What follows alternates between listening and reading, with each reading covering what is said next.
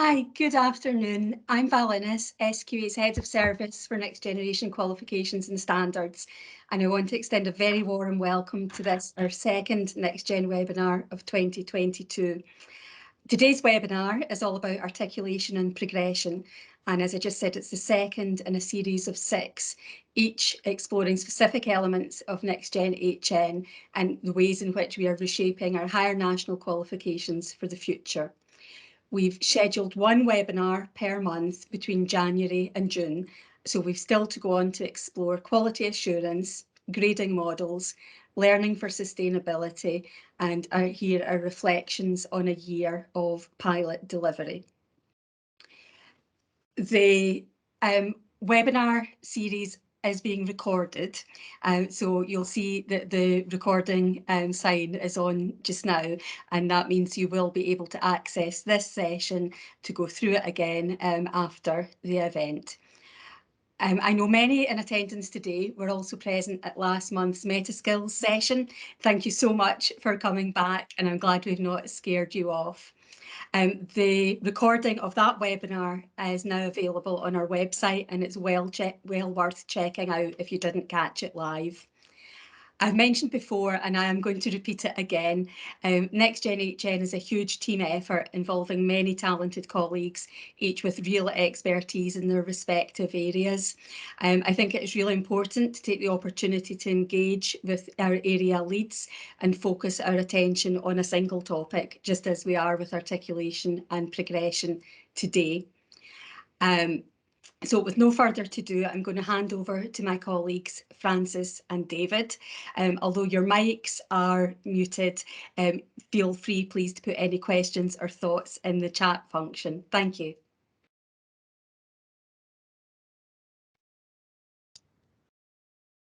That's great. Thank you, Val. Good afternoon, everybody. I'm just going to start off by introducing myself and David before we get started with anything. My name is Frances Rowan.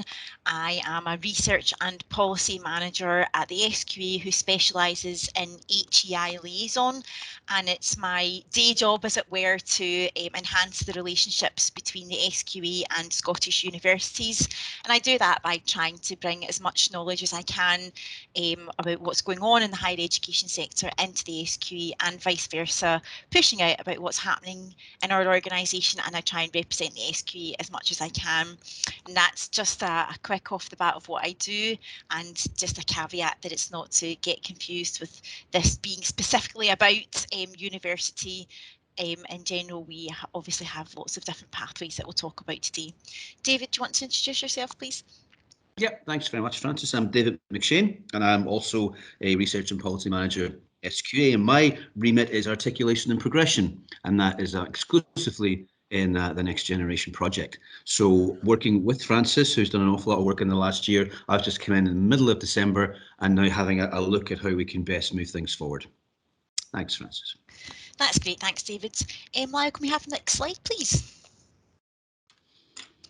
So hopefully you're in the right place today, but this is just to capture what the purpose of the session is and why we've put this together. And obviously, as Val said, this is appearing as a bigger suite to give information about the particular strands in the NextGen project. So today we're obviously looking at articulation and progression specifically, and what we've done to date on this new strand that started this year, and to tell you a little bit about our stakeholder working group behind that, and then really look to the future to try and outline some areas that we're looking to explore and what are the next steps for this strand. So you'll have seen just at the beginning and within the chat, we have a little thing called Mentimeter. Hopefully you're familiar with that. And what we're going to do now is just get some feedback from yourselves, and hopefully we can capture why you've come along today. There's a website that you can go to, there's a QR code there to use, and you just input a code and it's a free text, so just put in some words of what really inspired you to come along today. What are you hoping to get from this session? If we give it a few minutes, then we'll get some thoughts from that up on the screen. And what we want to do here is just to try and hopefully capture that we're talking about the right things and keeping on track with that. We can capture any things that come up that maybe we haven't thought about for future sessions, but just so we begin to think about where we're all coming from. I know people are all coming from NextGen from a very different place. We did sort of send out some pre-reading just to have a wee look at the kind of project just generally in the background, so we're not going to go into that too deeply today, but we can hopefully answer some basic questions if we have them. So just some things starting to come up on the screen here, trying to obviously get insight just to keep up to date on the project, to start getting information for people who are engaging with it in the future, a better understanding of what's needed from different levels on the SEQF, some really useful things coming through, confidence for people as you go forward to deliver pilot programmes. The really good points here about maintaining articulation routes and ensuring that the things we have in place are already not lost, the good work that we're doing and getting an update. Good for people just to keep their training, CPD up in this area as well, and how to keep informed. And I guess that's what we really hope to do today, is just to try and keep everybody as informed as we can about where we're at with this strand and the plans that we have. So there's lots of people who I can see are coming from different points of view. Those of you who are already undertaking and engaged with pilot activity, those of you who are coming to the NextGen code, to the project, just to find out about it. Okay, that's really helpful. Thank you so much for engaging with that. We've still got lots of really good things coming through. Getting a handle on the credits, we're still working on that. We'll get to talking about that too. It's really useful. Ensuring students can articulate, and ultimately that's what this entire strand is for, so that we can lay the groundwork down just now and ensure we maintain successful pathways for all our learners. And it's also not just about the articulation, it's about the success once those steps and transitions happen. Thank you very much for engaging with that. What we'll do is we'll keep that all those thoughts informed and collected together and use that to influence the work as well that we're doing, so that's really helpful for us. Okay, so I'm just going to give you the sort of, I guess, the potted history of where we got to date. As I mentioned, I started at the SQA in my role to liaise with universities last year, a year ago in March. I don't think I get to call myself a newbie anymore. We've passed the year mark just recently there, so I'm not allowed to do that anymore. And I quickly became involved in the NextGen strand, and we identified that it was really important for this strand that it was something we were going to have to very quickly get some really good stakeholders externally in place to ensure that we're engaging with those who are actually the recipients of these learners as they come through the project. So we recognised right away that we wanted to get a stakeholder working group together with correct kind of people sitting around the table to begin those discussions. We held off on that while the projects for the pilots were getting developed though, because we felt it was important that as we got that stakeholder working group together, we wanted to ensure we had things ready. So at that point in time, the pilots for television, engineering and computing were getting developed, and we went on this year to start with the television pilot. So we wanted to wait so that we had things ready and things in place that we could then begin to show things that were developed, so we could begin to show that stakeholder working group. So if we could give them the modules that have been developed, talk about the meta skills, talk about learning, whatever the issues and things were, we wanted to start this strand aligned with beginning the pilot. So that said, really, we began this strand in this academic year. So around August, September, started to identify the key people that we wanted to have on a stakeholder working group, and those came from the three kind of areas, the tripartite areas of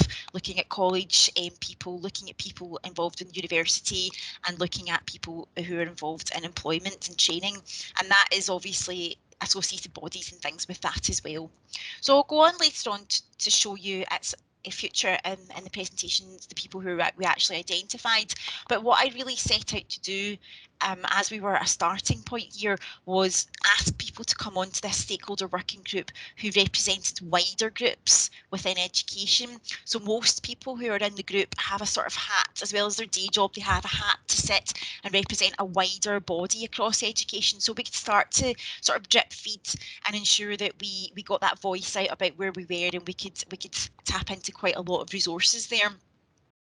So the remit itself of the group is to try and bring advice and guidance and feedback to this project. We wanted to get everyone around the table and really understand the key requirements, the issues, the things that were coming up, and we needed to actually have a look at from these areas. And then what we want to do collectively is to try and collaborate things that we need to evaluate, what we need to research to ensure that we delve in to these relationships, these things we need to look at. So we met for the first time in November. We were very fortunate to have a professor from the University of Aberdeen chairing the group for us, and she is somebody who's very engaged in widening access and participation and understands this landscape well, but she's also somebody who has been involved in NextGen right from the beginning. She sits on our external reference and steering group, which goes alongside the project with lots of external representation. So it was somebody that was bringing history to this working group and not just a newbie like myself. She really has been involved in it from the start, as have other people who have joined the Stakeholder Working Group. Also at this point, I think it's key to say that as well as this Stakeholder Working Group, I've mentioned the external and reference group, but we also, as we develop all those individual qualifications, have had university engagement in particular, and employer engagement and professional body engagement on qualifications groups. So each time a particular subject is getting developed, there are links there that are made with universities, employers and professional bodies to guide and enhance while they're creating that learning. So this touch point of the Stakeholder Working Group is not the only place that we're obviously having these questions, but we're now bringing that together under a strand to look at the wider issues and centralise collectively the themes that are coming out across that. So the first group we met in November virtually. The setup of the group is that we're going to kind of meet, as it were, inverted commas, because we're still doing it all online, a couple of times a year. But we're then going to use that body and that group of people who have come together as a sort of board of critical friends. So we can go to people and ask them wider questions, ask them to consult on things as we work along the way. We can pick people out of that stakeholder working group as we need to ask particular things. If we want them to look at one issue that might affect some members more than others, then we can do that. And we really set out to begin just by asking people the sort of key themes, and we're kind of drawing them together at the moment. And as you can imagine, themes are wide and varied, and people have different things that they're looking to get out of the thoughts and different things that come to mind. But generally, they sort of fall under three camps, and that tends to be thinking about the transactional issues, about tech talking to each other, the credits, the transfers, how do we get from one to the other. The second one tends to be obviously about the subjects, how do the content kind of cross over, and then kind of third area is just generally thinking about how we flip together at different parts of those kind of areas and how that works all together. So how do we go from college to college and college to university, university employment, and then all of those different points in between.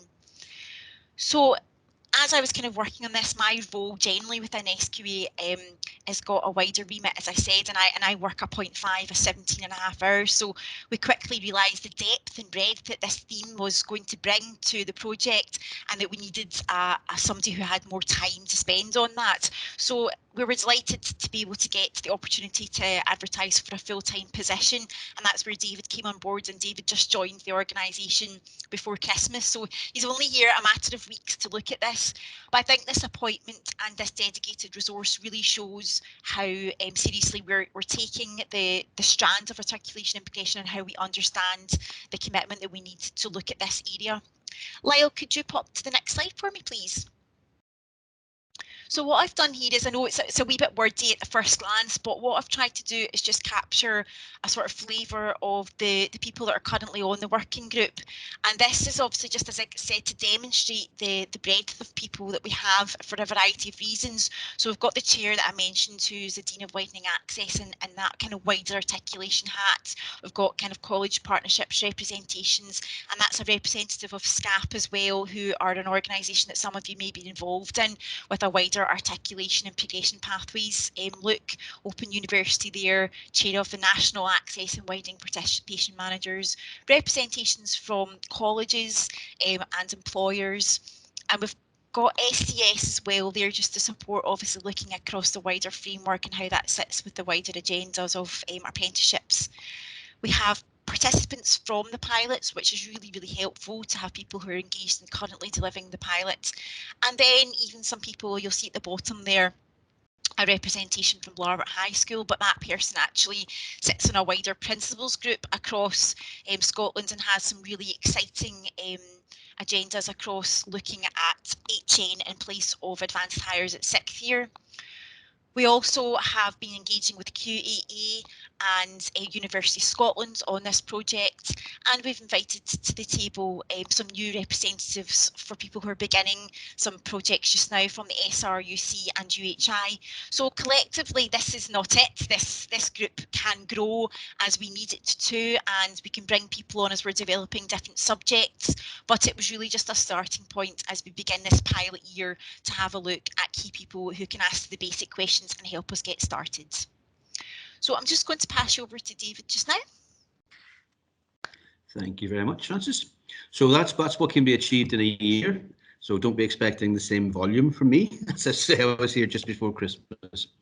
However, since I write and post, I've been meeting with key staff in the wider NextGen project team, attending directorate meetings, meeting all the QDTs to discuss articulation and progress, and also desk research. It's through desk research I came across the National Articulation Forum. And that's a joint initiative, as some of you probably know, by College of Scotland and University of Scotland. And they produced a report in August 2020 to call for an acceleration of action to develop pathways from college into university. So their action plan breaks down into two strands, and work stream 2 is called Improving Understanding of Articulation. So that seemed to me like a very good place to start, even though I know everybody in the room is very knowledgeable on terminology. It's always really useful that we start from the same place. So just briefly, I want you to pop into the Mentimeter what comes into your mind with the word articulation. What does it mean to you? And I'll come back, as all good lecturers and teachers do, with a definition at the end.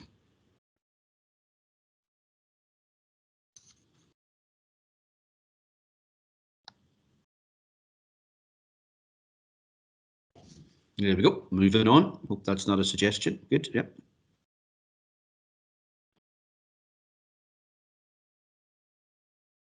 There we go. Moving up. Moving on up. Yeah. Qualifications relate to each other. Good. Full credit to HNC. Yeah. In year 3. There we go. No mysteries there. Moving on to studies with no lost time. Good point as well. Progression with full advancement. Yeah. There's an informed room, isn't it? The responses there. So thank you for that. I will then, with the next slide, give you the Scottish Funding Council's definition, which of course we must always be mindful of. And it's a student gaining entry into the second year of a degree with a higher national certificate, gained at college, or into the third year with a higher national diploma, gained at college. So quite a few have put that into the Mentimeter. Articulation between qualifications such as HNCs and Ds and degree qualifications is normally facilitated by prior arrangements. Now we know that articulation agreements are local, and we also want to give some confidence that that will continue to be the way, but also that we can hopefully give some help towards that. So let's do the same thing now with progression.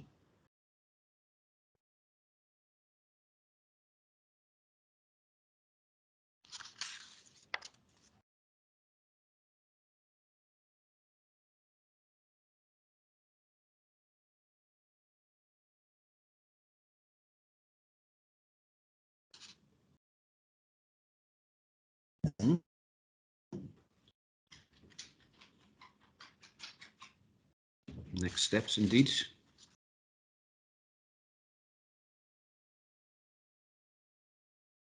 Okay.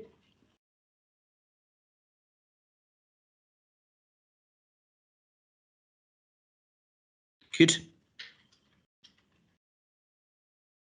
So that's interesting. So a lot of that,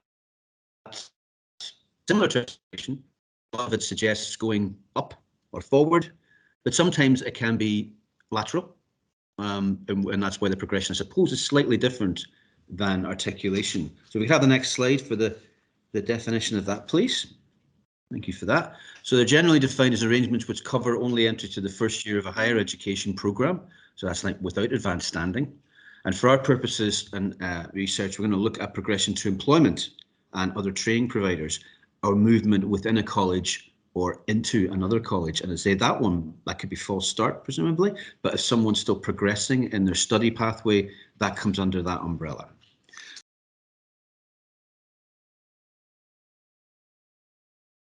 Muted myself with my papers, apologies. It was quite clear that we carried out that the questions and the queries on the concerns almost fell into common themes, but they all came from a desire for further information, which is why events like this exist now. The colleges, which you'll know, are particularly concerned with internal progression, between NextGen and NextGen provision, and colleges and universities want assurances that the new HN format will afford articulation under existing, I'll take the word local out, having read the message, existing articulation agreements. No questions have been received from employers yet, but we look forward to receiving those. Now, the opportunity to enter into employment or to progress along the SCQF framework into further college university study has been widely recognised as one of the key strengths of SQA's higher national provision, and that isn't the way to change. It's NextGen, but that's a tenet that stays there. That's what the whole product is for. So going back to that desire for further information, it's that desire for further information that leads to some thoughts and communication. Slide in front of you there. What we're trying to do at this very early stage is to suggest a way forward. We didn't want to put up slides and go, we're going to do this, and this, because where would the consultation be? And the whole project exists and rests on positive, real consultation with all stakeholders. So these are suggestions which we're very interested in hearing feedback on. Contact then should be initially on a global, generic way, so that we know everybody knows the starting point, begin to build a relationship and a dialogue. That could go to everyone involved, all stakeholders, which in our definition of that are universities, colleges, employers and training providers, including professional chartered institutes and membership bodies.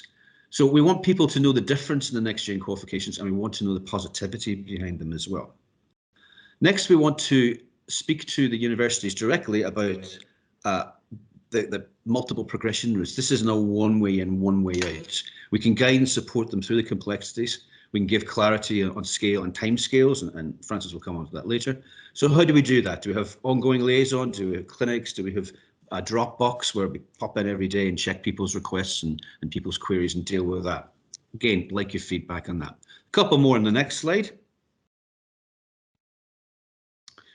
Promote guidance, training and assistance available to these sectors to have the right conversations. So if articulation agreements need to be thrashed out, it's a bit aggressive, if they need to be discussed again and to be put into new formats or new understandings, well, maybe we can help with that. Maybe we can be the conduit to make sure everybody's understanding the product and understanding the way forward. We also want to reassure colleges that discussions re-HNC to HND progression can be supported. Now, these are not like a quick answer. Somebody goes, tell me what I can do in my subject. These are what need to look into. These need to involve a lot of people. And that's the approach we want to take. We want to discuss it. We want to get it right. So the audience for that would be the college, including the pilot centres, give some assistance to them, and the training providers. And the last one we've identified was employers. This is new. This is good. This is positive for employers. We want them to see a new set of metrics when they recruit. It's not I must have such an integrated unit, or must have done this qualification.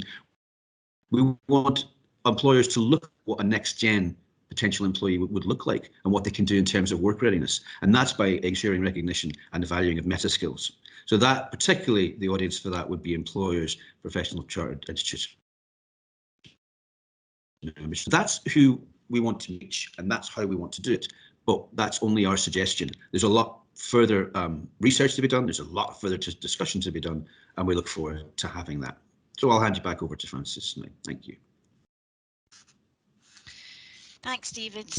The last couple of slides I've put on, and I know again it's one of those things when it's PowerPoint you need your binoculars sometimes to read these things, but it's just to try and give a visual and to help people understand the timelines that we're at. So we're phase 1 at the moment. This graphic is slightly out of date because, as I said, we were developing the 3 pilots, but at the moment we are just running the HNC in television. So what we kind of really wanted to demonstrate was the sort of timeline of when the progression and articulation points are happening.